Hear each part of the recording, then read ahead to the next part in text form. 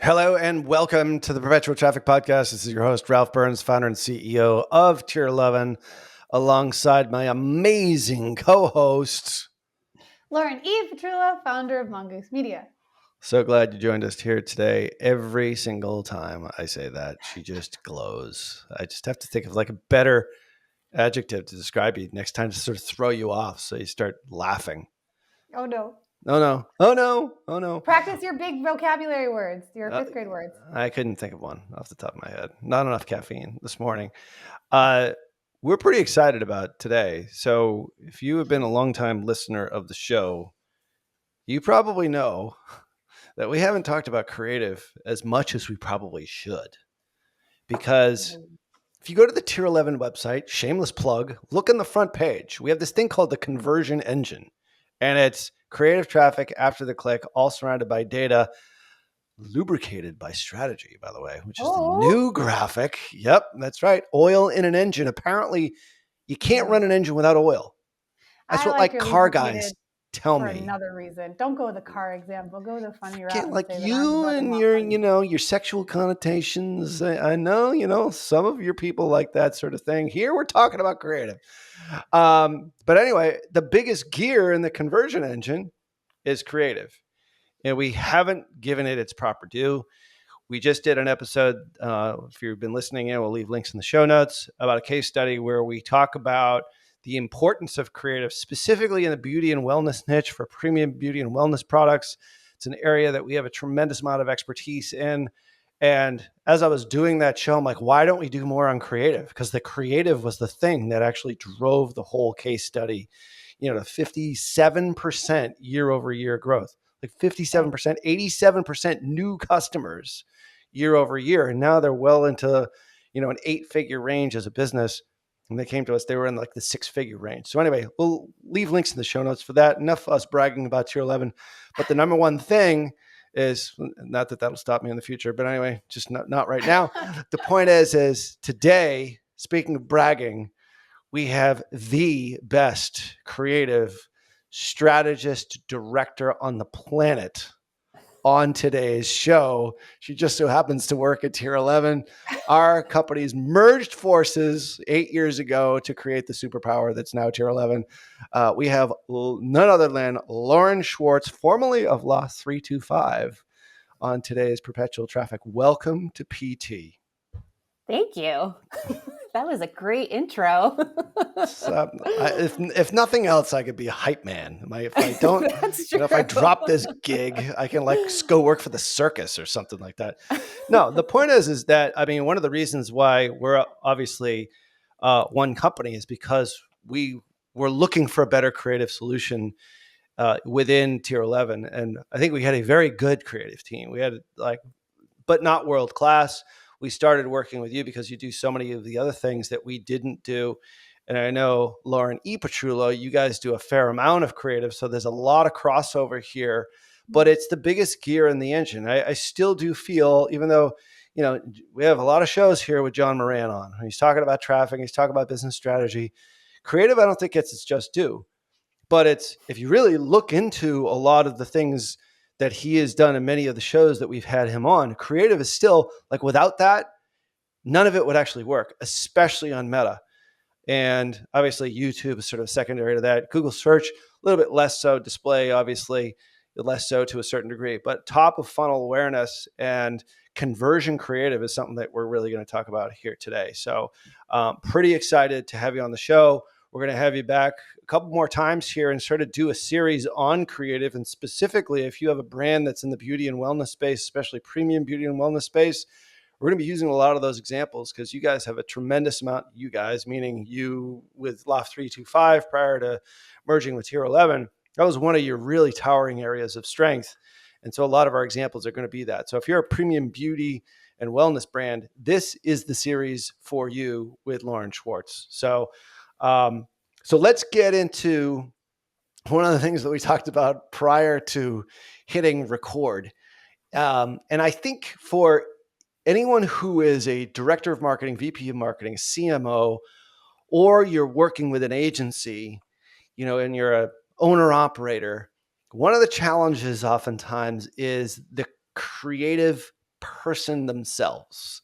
And how do you work with creatives just in general? And Lauren Petrillo and I are very much more of the just get it done.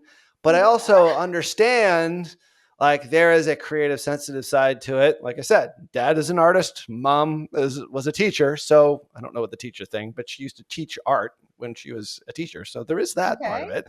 So Yeah. anyway, the point is like dealing with creative types is a challenge. So Lauren Schwartz, like what's the key? And I'm just going to call you Lauren from here on in. I'm Yeah. Lauren Petrillo. You're going to be LP because there's too many Laurens on this show here. But anyway, can you explain how you deal with that type of individual and how you get the best out of them?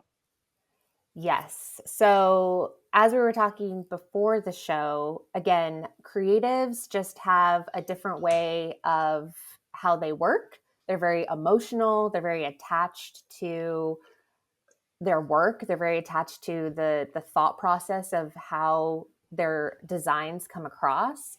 And so I come from a design background, so obviously I know how that sort of works. But again, I also own my own, owned my own business. I've worked with a lot of CMOs and directors. And so making sure that you have a little bit of a thicker skin is something that is needed.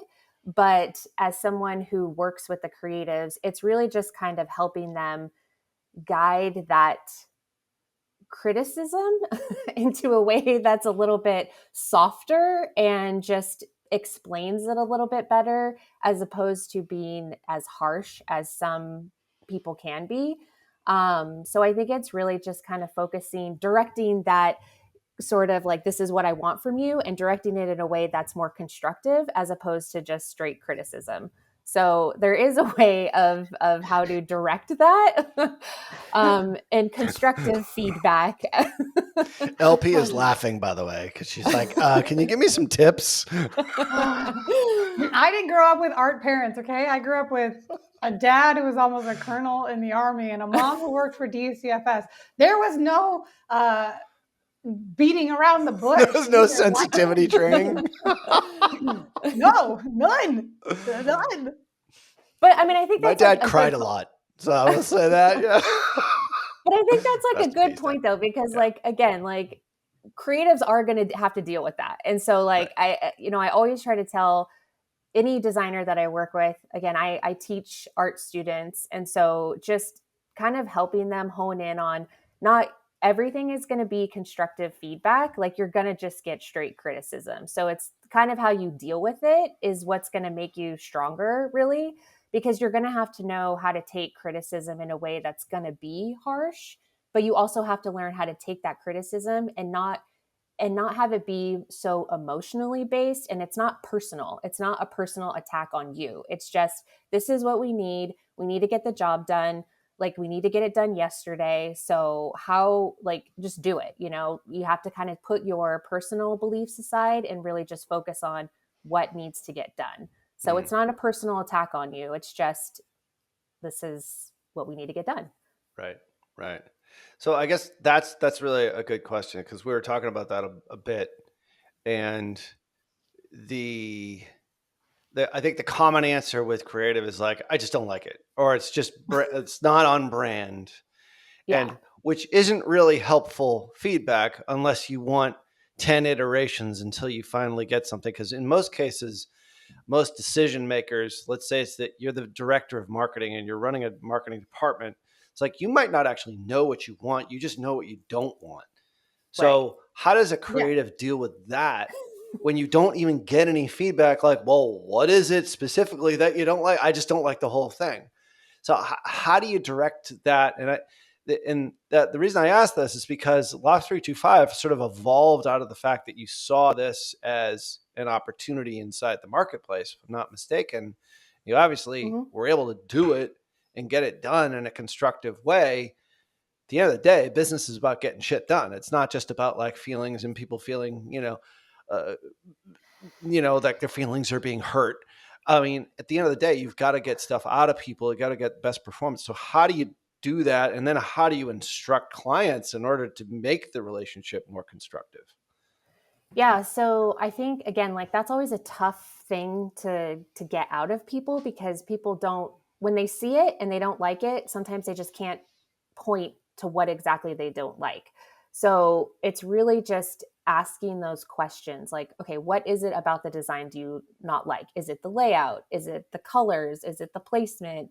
Do you want, to change the font? Is it the image? Like, there's probing questions that you can ask as a designer. And if a client comes back and says, well, I just don't like it, it's like, you have to have a reason why. You have to have some sort of explanation. And it's just trying to ask those questions to them, the right questions, I guess, of trying to figure out like, what is it about the design that you don't like? Because there has to be something about it that is making you feel this way.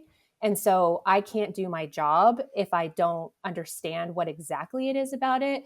Like, yes, we're designers and we're supposed to like understand how to design it, but I'm also not a mind reader. So if I can't get that out of you, then you're never going to get back what you want. And we're going to go through 10 iterations. So I need you to be upfront with me and just give me the like flat out, it's, let's scratch it and start over. It's the concept that I don't like. It's, the messaging, whatever it is, like there's some sort of area that is just not resonating with you as a client.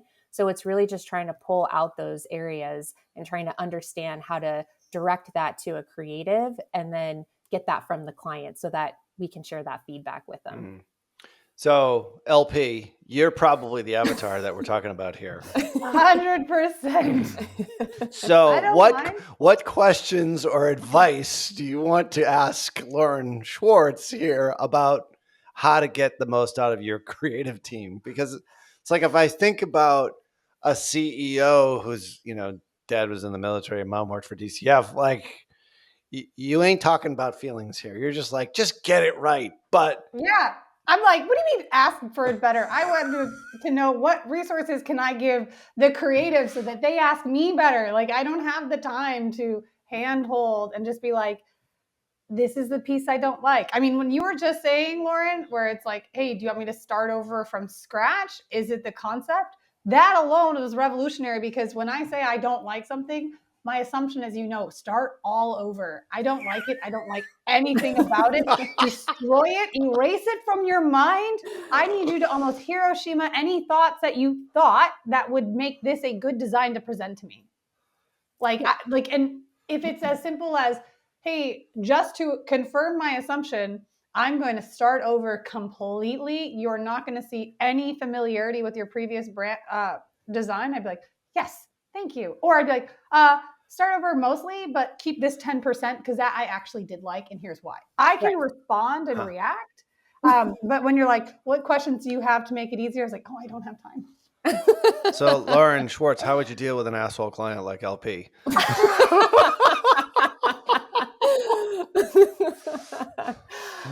I mean, sadly, I've dealt with many. So that's why I'm asking. Yeah. And that's the thing. Like, I don't mind. Like, I'm honest about it, which is why, like, we have people that protect the creative team from me, because I just need it to perform. And I like really believe that while creative is subjective, performance creative is objective. So I don't care. I love when I'm wrong, because I love when the creative can be like, I told you, Lauren, adding that button into your Facebook ad, even though it violates terms of service, was worth it. Or like adding the logo into the creative, Lauren, I know you hate that, but it performed better. And I'll be like, you're right. I was wrong. I owe you lunch. I love those moments when I'm proven wrong from performance, because it's not my place to be subjective when performance is truly objective. Yeah. So in that regards, I'm like, I'm here for it. I don't mind being made fun of. We put people in place to protect them from me as best as we can. But sometimes I just got to get in, because I feel like Trump on X. I'm like, oh my gosh, Kanye West tweets in the middle of the night. Sometimes if a creative gets me, I'm like, what happened here? See, I think, so the funny thing, I think that's why I actually started the Loft 325, was because I wanted to prove people like you wrong. That's right. That I know what I'm doing. So more so, it's just, it's for me, that was like the biggest thing, as I wanted to help bridge that gap. And I think like, because again, like creative is important, and the way that you do it and the way that you share it and the way that you design it is like, there's a reason for everything. And so if I can prove that wrong to someone and just say like, this is, you don't agree with this, but let me show you why it works, then I will do it. Let's have performance. Let's put data behind it. And then you can come back to me and say like, nope, this didn't work. Or I can come back to you and say, see, this is why it worked. This is why you should listen to me. So you say this, Lauren, and I think of Jimena. You are the godsend of the best of creatives I've ever worked with. She Jimena pushed me back. Oh my God, Jimena, amazing. I love you. If you listen to this, I love you. And I'm sorry for the And time. this is a really good point here. Just to talk to that, because I think so much of creative is a bit of pushback, because you're being hired as the expert. We have this happens all the time. Hundreds and hundreds of examples of this. It's like, we make a random day. I don't want to do that. Well, wait a second. You didn't hire us to tell me what you want. You hired me because I know what you need, and this is actually going to help you achieve that objective. How do you navigate through that? And is it just a matter of standing your ground as a creative and dealing with, the asshole LPs of the world, and their demands, asshole in a good way, because you want performance. How did she do it? All right. So how did she do it then? Explain to me and to us. Jimena like gave me a PDF showing me what it is. And like, she put like, this is why I did this. This is why I made that. And she recorded a Loom video. The first time I was like, hey, I know how much, because we designed mobile first and optimized for desktop later. She's like, I know how much you like making long verticals horizontal. So I added this flow element. And I think this, where it cuts off here, makes it clear enough for the user to know that there's more to the right. And I chose this color because in past, this has performed better. Like it's a Loom describing creative choices she made. So I'm no longer in the rationale behind the work. Got it. I'm regarding the rationale of the creative decisions she's made with the intention of performance. Otherwise, a lot of times I just get the design and I'm like, oh, they think this is good, but without understanding why they thought without this was context. Good. Okay. Context. So when Lauren was just saying, I'm like, oh my God, that's why I loved Jimena. And my world changed when she started sending me Looms explaining decisions she made. Because then I was no longer fighting my opinion. I was fighting the rationale and context. Right. Yeah. And it's funny too, because I've definitely had clients where I've had to do that. And like you said, Ralph, like you hire creatives because we know like we're good at our job. And so it's interesting because the rationale that I've always had is that, okay, well, you've hired me to do my job. Let me do my job. However, I have to explain the reason why I'm doing it for you, but yet you don't explain what you want from me. So it's like, it comes both ways too. Like as a creative, we basically have to explain ourselves constantly. Whereas a media buyer or a CMO or a CEO, they don't ever have to explain it to us. Like they don't really ever have to say why they don't like something. It's always kind of like, well, I just don't like it. And it's like, okay, so that's fair for you to say to me, but yet I have to explain myself to you. So like we need to come together and work together. And so that's why I started the Loft 325, was because I wanted to make sure that creatives had a voice, because again, like I have to explain myself, but I also want you to help me understand what you're looking for and understand like your thought process, your perspective, in order to help me make my design better to you. So it's like, there's kind of this like bridging the gap of communication, because creatives don't really get that great communication back from people, but yet we're always asked to be better communicators to the people we work with. So it's like, who helps creatives? Nobody. It's a double standard. Right. Yeah. Totally so is. It's just, making sure that we're clear on everything, really. But then at the end of the day, and we'll get into this in just a second here, is that at the end of the day, like, and I've seen this so many times, like, oh, I don't like it. And we're like, we give the rationalization, like, here's why I put the call to action here. Here's why this B-roll is going to be effective. This is why it's a wide shot and then a zoomed in shot, because of these psychological reasons, and they still don't like it. At some point, or where do you sort of say the cutoff is like, listen, At the end of the day, we're talking about performance creative. And we'll get into that definition in just a second here, but it's like let the data be the data. Let the data decide. Yeah. And where do you sort of bring in that rationale? Like if you're a creative and then also talking to, the person that's probably listening to the show, like a director of marketing, when do I sort of just like let go of my preconceived notions of what works? Like I can tell you, I've been doing this 20 years. Like I'm still right on a creative, like less than half of the time. It's still like which one is going to work and which one isn't. The point is like, when do you bring in data or use that as your rationale for saying, I know you say you don't like it, as long as it's on brand, we're not like using like the wrong colors and the branding is off. And I get all that. We're just going to take that as that's a given. You're going to get all that stuff right, hopefully. But Yeah. when do you bring in data as your final sort of rationale and solution to say, let's run this thing and shut up?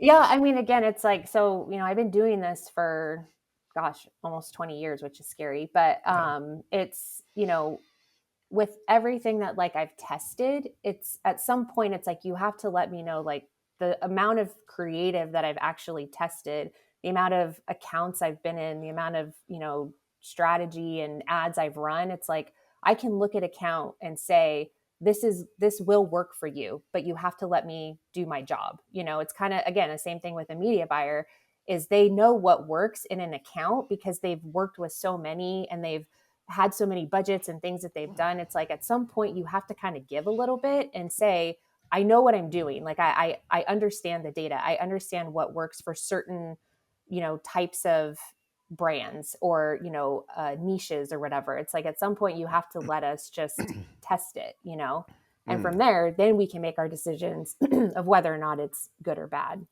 So one of the challenges I think we've had with some beauty and wellness brands, especially, is like, oh, that's not in alignment with our branding. That's not in alignment with our overall vision or messaging. And the reason that you're hiring them in the first place is not because you want them to. Well, I mean, we do branding. Obviously, you do a lot of branding for us here at Tier 11. But the point is people hire us to make more money than they're spending on their paid media. At the end of the day, which is called media efficiency ratio. Hopefully it's a larger number than 1 or 0 or negative.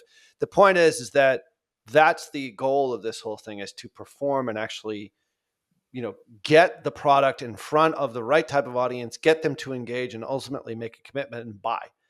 So, but I find it with like beauty and wellness in particular, like there's always this barrier with, oh, it's not pretty enough or it's not good enough. It's like getting them to think of it as it's not a piece that just you want to look pretty or nice. And I'm sort of saying that in like sort of a condescending way, but it's like its job is to perform for you.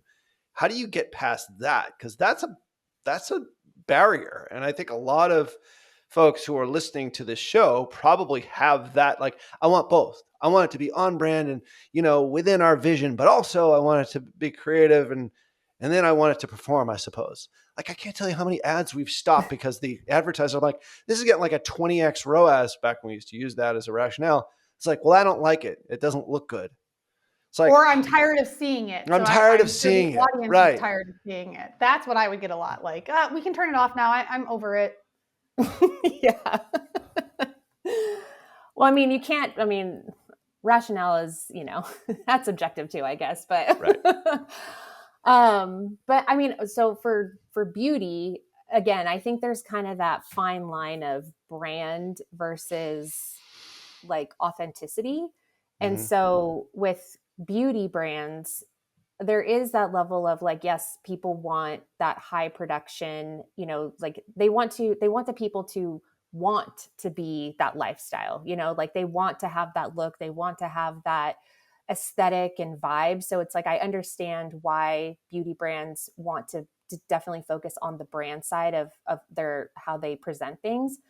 But then with beauty, again, it's also how does it look? And this is where the performance side comes in, because most people want to see what the product looks like, how it's going to make me look different, they want to see that authentic, like UGC style content where it's someone actually applying the makeup or using the product or a before and after of the skincare product. So there is that kind of fine line. I definitely think beauty brands need both. They need that high end look and appeal to, show what kind of brand they are. But then they also need that really like raw, organic content that will perform really well, because again, that's what most people resonate towards when it comes to performance, especially in the beauty space.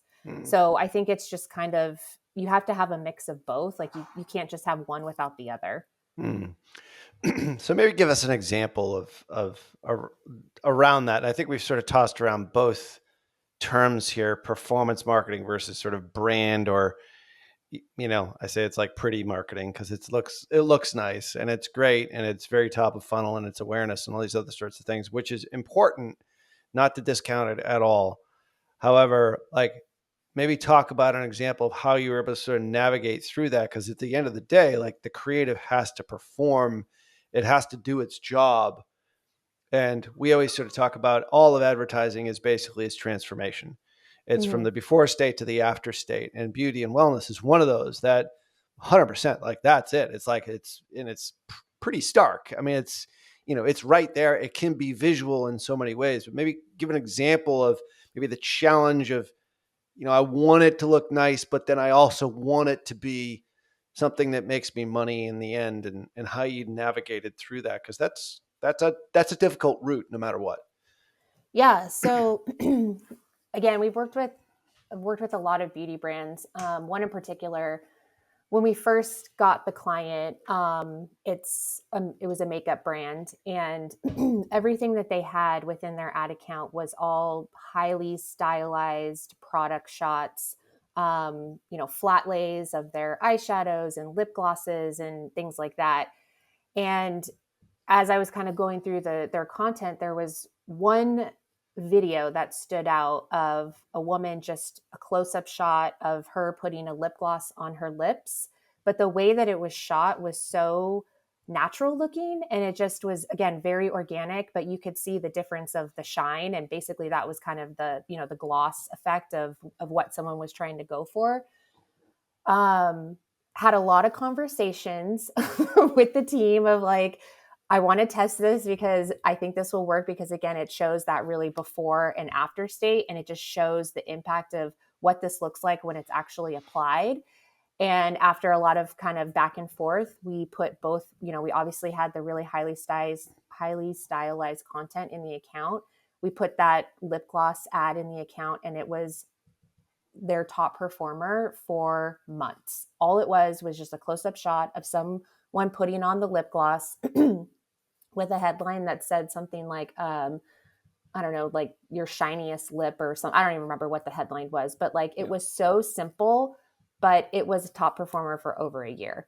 So I think it's just things like that where, yes, highly stylized content does work, but that natural application and that natural look, like, people want to understand that it's not a polished ad. It looks like an organic piece of content where someone shot the video and they just applied the lip gloss, and they could see how well it works, where people resonate with that so much more than this high-end flat lay of all the pieces of, products that you have, or a highly glamorized photo shoot of this woman with all this makeup and lip gloss. Because again, how many people are going to go out and look like that every single day? It's like, I want the basic of, this is what it's going to look like in my everyday life. And, things like that are just really how to kind of focus on beauty brands. Right. So in this case, if I'm hearing you correctly, like, it was stylized shots of the product, like Of the lip gloss, yes. of the lip gloss Mm-hmm. itself, like like the actual bottle packaging, Yep. whatever it is. Okay. And then this one, so you did like a creative audit in essence and found this one thing that was what in their organics. Is that where you found Mm-hmm. it? Yeah, Or it was okay. an organic. Mm-hmm. And you're like, all right, that shows, going back to the basic thing. We said this 100 times on the show, is like transformation. You're like, That shows the transformation of the product being like the product into the actual benefit, which is two different things. I guess I'm off screen here. I guess I have to go over here. The point is that that's the thing that you see that most brands, I would say whenever we do an audit, it's like, oh, wow, look at all those product shots. Isn't that great? People don't buy products. They buy what the product can do for them. And it's like that alone is just, it's so simple, but it's the thing that sells like almost consistently. And you have an eye for that, but most brands don't do it unless they actually, they probably won't be calling us for help if they do know how to do it. It's like, how do you transition past that? I guess that it's like, no. Like, I want it highly stylized. I want the beautiful, like we paid $100,000 for that photo shoot. I want to use all that stuff. And you're like, stuff ain't going to convert for you. And that's what's hard, because again, like, you do pay a lot of money for these things. And I do think there's a time and place for it, and it is needed. I'm never saying that it's not, because again, like, the brand aesthetic that you're buying is what that $100,000 photo video shoot is what you need, because people, again, want to know the brand. They want to know the background. They want to know the lifestyle that I'm trying to get to. Like, I'm trying to emulate that lifestyle. But at the end of the day, when it comes to performance-based creative, the thing that people want is, how does it look? How can I use it in my daily life? How is it going to look on me? How do I apply it? Things like that. Like, what is the natural raw content that any Joe Schmo on the street can look at and just, apply it to their everyday life, and then they know it's going to work for them. Like, that's what people want to see. I think that's why influencer UGC content is so popular now, again, because it's just so easy to, people just resonate with that more. People don't want to see highly stylized product shots or highly stylized photo shoots anymore. They want to know, what's the simplest way that I can use this product in my everyday life. Right. So like how overproduction destroys performance in many cases, because it goes to like the different generations that you're advertising to, but exactly, Gen Z demands authenticity because they grew up knowing sponsored content. And so that's where there's just such a like integrated ads and things of that nature, where someone is putting their name and reputation on the line. That level of authenticity is more important than overproduction, because when it's overproduced, it's an ad. Exactly. Right. Yeah, exactly. Right.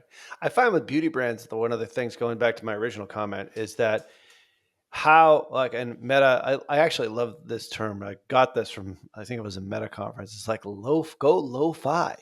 Mm-hmm. Don't go hi-fi. Hi-fi is exactly what you're talking about. Highly stylized, high-end photo shoots that you spend lots of money on, all those sorts of, glamorous models. Like, that's all good, for right. Maybe the L'Oreals of the world and the super high-end beauty brands. But the stuff that actually works is lo-fi to a certain degree, still on brand, showing the transformation, answering all those questions that you said. It's like, how do I use it? What is it? What does it look like? How do I use it? What am I going to look like when I do use it? Kind of right. thing.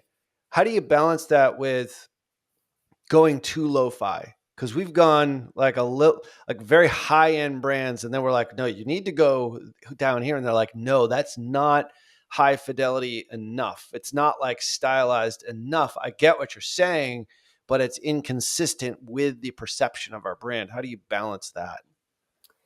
Yeah. Again, I think it's the way that it can be shot too. So for instance, we have a lash brand that we work with, and they are very particular about how things are shot. And we do use more of that kind of lo-fi, native looking feel, but there's a way to do it where it still can look like nicer, and again, maybe a little bit more high end in just the lighting that you use, the close-up shots that you use, where it still can look native to the feed, but it's not so highly produced that it looks so much like a highly produced ad. So I still think you can have that sort of like, you can bridge that gap of, this is the brand aesthetic that we're going for. Like, we still are a higher price point lash company, and I still want my UGC to look like it's, a little bit produced, but it still gives that authenticity of like a regular person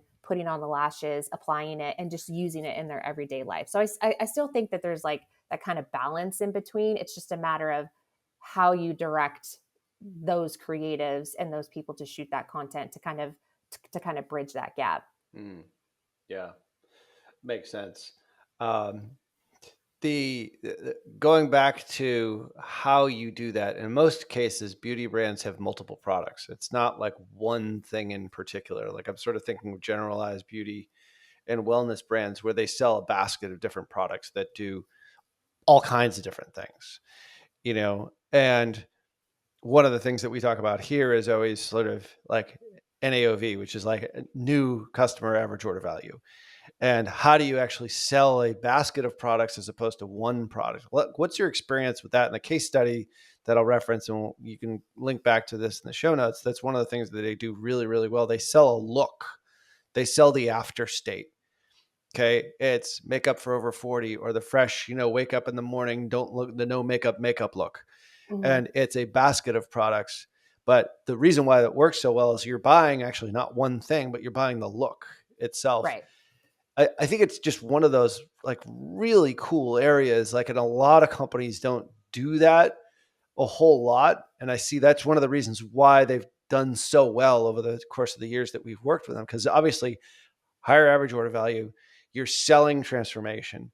It's not just one thing. It's not like eyeliner or it's not lipstick, but it's a whole thing. Like, is there opportunities within beauty brands to even adopt that type of concept in your mind, sort of thinking from the how much can you pay to acquire a customer if you're going from $50 in your average order value to 200 because you're buying a basket of products, all of a sudden that ad becomes that much more effective.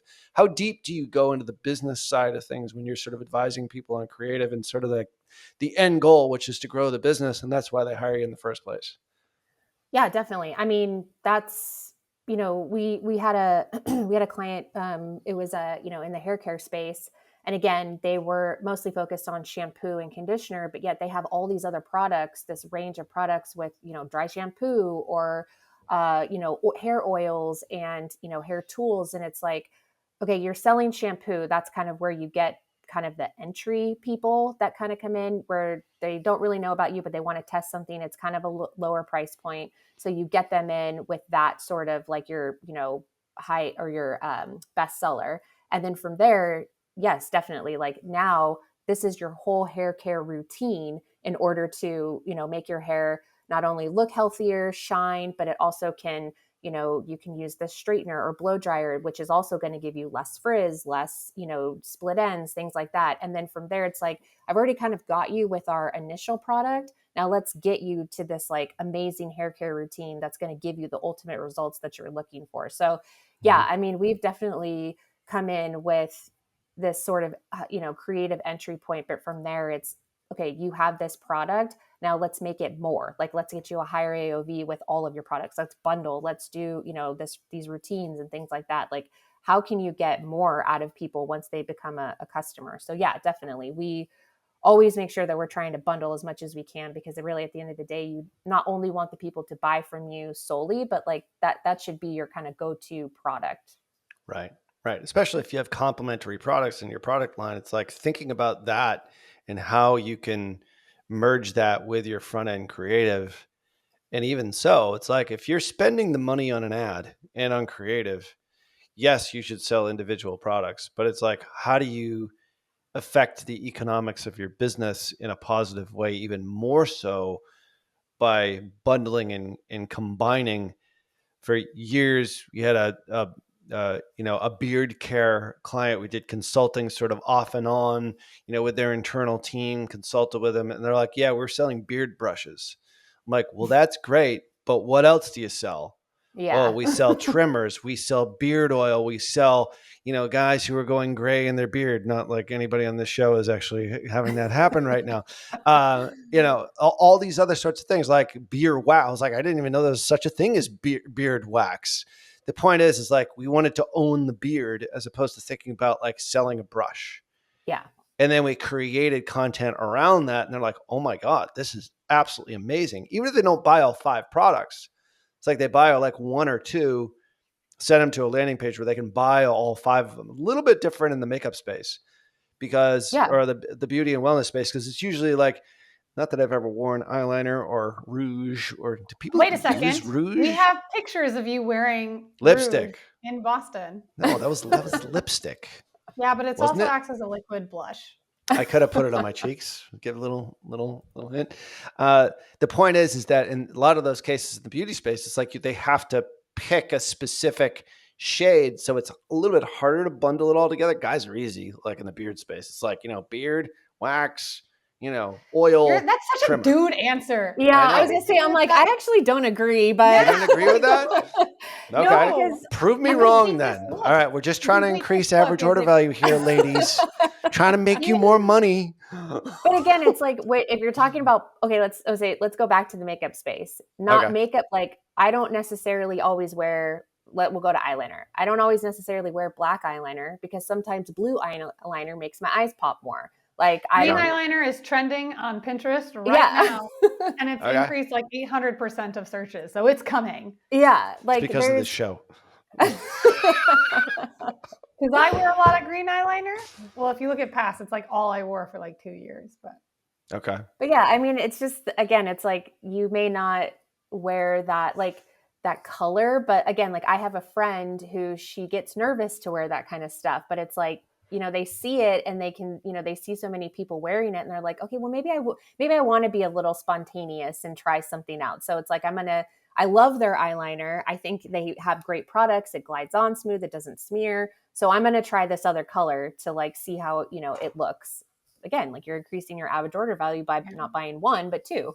And the creative is not telling you to buy a product. They're telling you to feel, they're evoking an emotion. And that emotion is confidence or being able to be bold enough. And that's what it is. It's like, it's just giving you, the bigger your product list is, how bold do you want to go? Are you dipping your toe in? Or are you submerging yourself all in? And for the full face, like, are you going to be doing bronzer? Are you going to be doing skincare treatments to it? There's a lot of how much are you buying into the feeling that you want to purchase. And there's a direct monetary amount based off of the product amount that you put in your cart. So that average order value naturally increases when you're trying to sell a feeling versus sell an individual product, which is when you're owning the beard, right? You're not selling that like you're owning the beard. You're actually selling that you're a beard man, that you are someone who has a beard, not because I'm too lazy to shave, but I have a beard because it says something about who I am. I'm a man's man, or like, this is who I want to attract. That's what you're selling when you're doing the full beard. Because just a comb is like, it's not straggly. Yeah. Right. I work from home and I'm on camera. That's what a comb is telling you. But if like I manufacture a beard, like this says about how much time I put in the gym. That's like when people go work out. Like it's not easy to gain muscle and maintain that. So it's the full set. So how dare you think that, Ralph? What a dude's answer. Yeah, well, I mean, what I'm trying to get to is like for beauty brands, like think a little bit beyond product focused. Think about like the transformation that you're trying to produce, so any brand though, it's I mean, yes, especially to beauty because it's transformation, but you never sell the product, you sell the problem you solve. You never sell the product you produce, but the problem you solve, like ever. Beauty I think tends to lean in like, here, look, it's blue metallic eyeshadow. You have to infer what blue metallic eyeshadow means to you. Whereas if someone is using flat lays, or it's going to only tell so much of a story, but if you're using user-generated content and someone's using that blue metallic eyeliner to do a fish-netted mermaid look, it says that you're comfortable in pushing your boundaries of your appearance. If you're using that blue eyeshadow to do as like stage makeup to help you look like a distressed domestic violence victim, you're repurposing makeup and writing it off for your business that you then also get to use when you go to your gala and take that award home for your performance as a domestically abused wife with blue eyeshadow, right? Whatever that type of stuff is. Makeup it's beauty brands, especially when they have such large SKU catalogs, it's easy to see them rely on letting the product sell itself because it's a picture and people know so many, it's commoditized. So you're like, it's another blue eyeshadow. And they're like, if you don't tell the story of like, hey, this is long lasting, this is waterproof, this pigment works well even on darker skins, you're missing the story, which goes back to like when the creative explains the rationale behind it, you as a beauty owner or any brand has to explain the rationale behind the decisions you made in your product. Otherwise, you're going to lose the differentiator that distinguishes that purchase. Right. Yep. I'm only reporting back to you all what this brand told us, is that we can't sell all 5 on one page unless they actually figure out the shade based upon their skin tone, their eye color, their hair color. I'm like, well, just sell one look and that's it. And just that's their give limiting like belief. Yeah. What's that? I'm just saying, like, all right. So beauty and wellness brands that are listening here, don't get caught in that trap. I think that's too much refinement, because what we're thinking is, how do you use creative on the front end to attract a client or a customer that you've never had before, for a look maybe that they've never had before, whatever that is. It's a Friday night going out, going to a rave look versus, I'm going to work and I'm 20 minutes late and I need to just look good for that particular, those are scenarios, those are end results.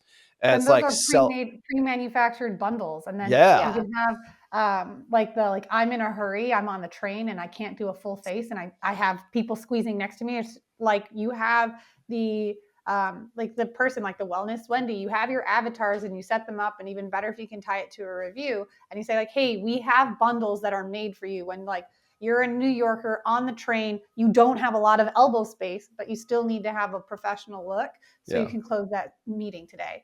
There are these bundles, and then you just customize that bundle that matches your vibe. Or you can say most frequently purchased for women with warm skin tones and hazel eyes. Yeah. People don't want to have to make decisions. That's it. I don't. Exactly. I have decision fatigue. So take that away from them. And if you're trying to sell 5, give them a reason why it's relevant. But then the other thing you can do is, for the person that still has more questions, because we're consumers that need to know more and more about our products. I can't believe how much people research toothpaste ingredients now. I can't believe how much people didn't research it before, but also now it goes so much so into the origin of specific products. It's amazing how much people care about that stuff, but also I don't have the time. But you make yourself available for those that need to find that information. And then maybe you have a white glove concierge where hey, you can get it's $100 purchase for a full 1-hour consultation with a beauty consultant. At the end of the consultation, that $100 becomes a gift card. Yeah. That could be the post-purchase upsell potentially. And with AI, you can have that personalization done easily without adding a burden of operations. You don't have to hire a full fleet of people. I'd recommend that you have a strategist behind it. But even how Shopify CEO has literally said they're not hiring any new staff unless you can prove that AI can't do it for you. There's a huge opportunity for you to connect the user to the brand, and creative can tell that story in a way better than any other part of your business. So limit choice, bundle products, sell a specific look, use creative in order to do that, enhance your average order value. You can pay more to acquire a customer and you're going to grow your business. Bottom line, that's it. But it starts with the creative, right? Yeah. And that's the cool part to this. And that's why I think the beauty and wellness niche is so fascinating to me.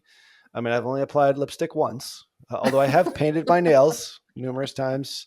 Numerous nieces have painted my nails in the past. It's okay. I'm cool with that. But the point is it all does start with the creative.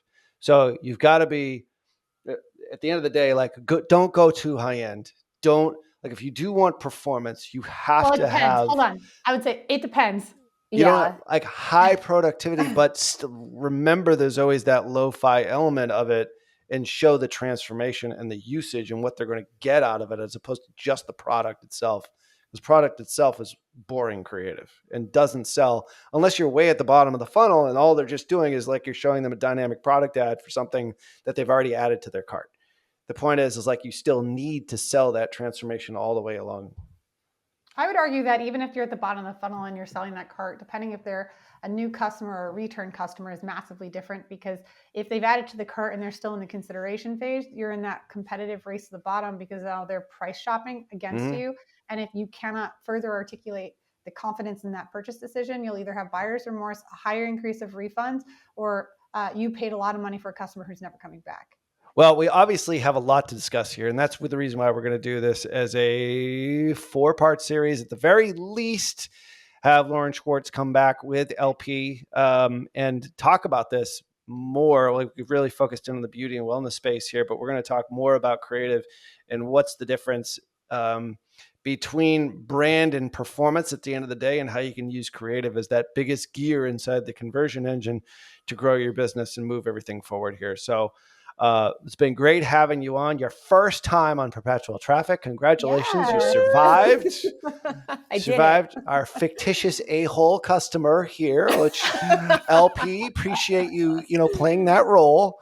But no, I know it well. I'll own it. I'm not going to shy away from like the demands I put on the creative. It's all good. I'll own it. But I have demands upon me for performance. So I have a high bar set because the high bar is set on me. I wouldn't want it any other way. Well, obviously, you can get more of Lauren Schwartz over at tier11.com. Of course, you still do have some Loft 325 stuff going on the organics there, and people can follow you on LinkedIn if they do want to follow you. You put out a lot of content there under your own brand, which is tremendous. So we will continue on with this series here. We'll leave all the links in the show notes over at perpetualtraffic.com. Make sure that you do subscribe to our YouTube channel, perpetualtraffic.com/YouTube.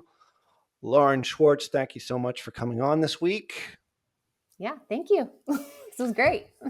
And on behalf of my amazing co-host, Lauren E. Petrullo, MBA, woman working on her laptop. I was like, it's more like we're two parts of a Charlie's Angels. It's like Ralph's Angels, and like Ralph Lauren is like we need to start showing up in polo. Lauren, yeah. Ralph Lauren. Start our own brand. I guess maybe that's it. All right. Well, until next show, everyone, thanks for joining today. See ya.